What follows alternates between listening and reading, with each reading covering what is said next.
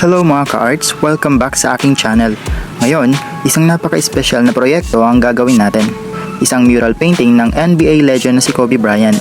Hindi lang ito basta obra, kundi tribute para sa isang inspirasyon ng maraming tao. At yun nga ang dahilan din kung bakit pinagawa ito ng aking client. At dahil nga masyadong malaki ang pader na gagamitin natin, alam kong abutin na ako ng 5 araw po dito. Ayan, sa unang araw ay nilinis ko muna at inihanda ang pader.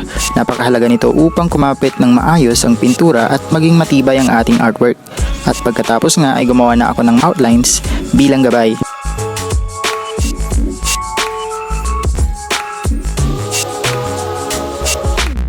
At sa ikalawang araw naman ay pinalish ko na ang background para mas solid ang kulay nito.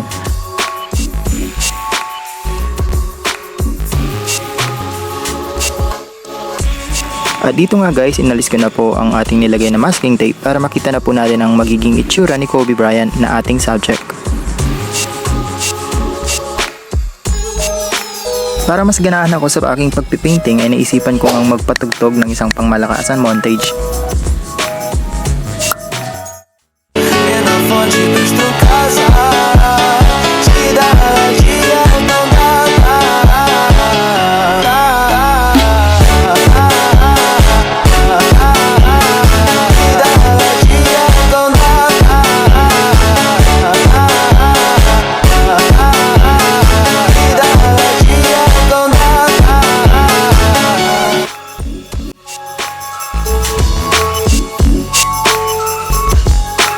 So dito nga ay isinunod kong ginawa ang sapatos matapos kong gawin ang bola ni Kobe, mga detalye na mahalaga para makompleto ang kanyang karakter at simbolo ng pagiging atleta niya.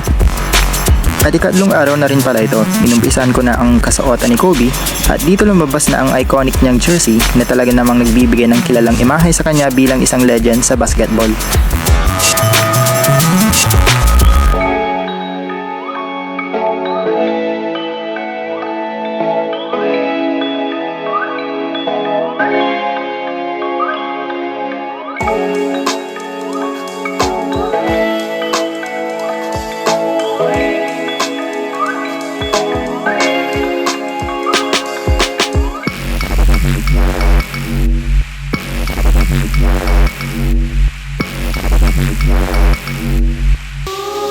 At pang-apat na nga pala na araw ito.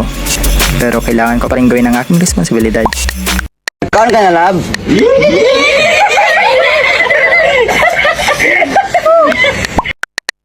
I miss you.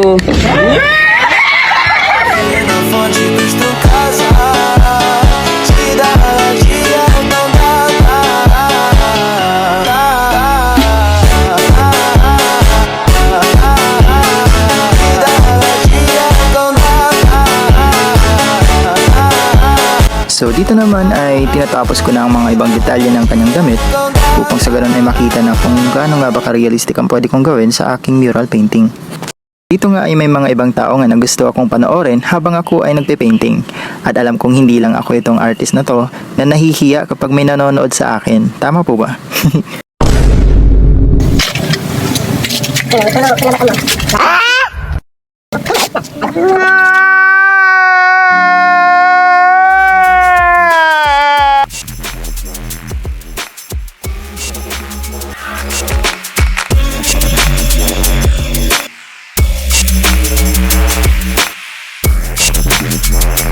Dito sa part na to ay inumpisahan ko ng pinaka-exciting part ng ating mural, which is ang mukha ni Kobe.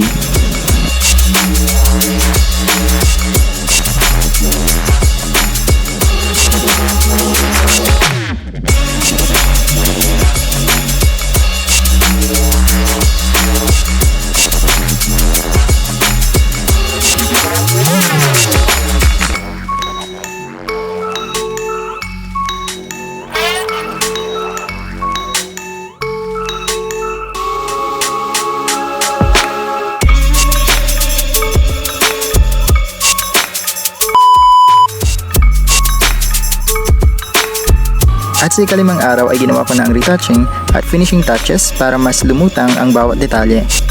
At ni-request nga rin pala ng aking client na ilagay ko ang aking signature sa ibaba bilang isang marka ng pagkakakilanlan at respeto sa nagpagawa ng mural na ito.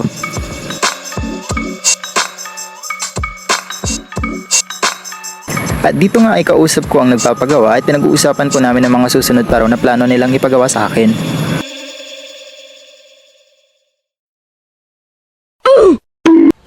What?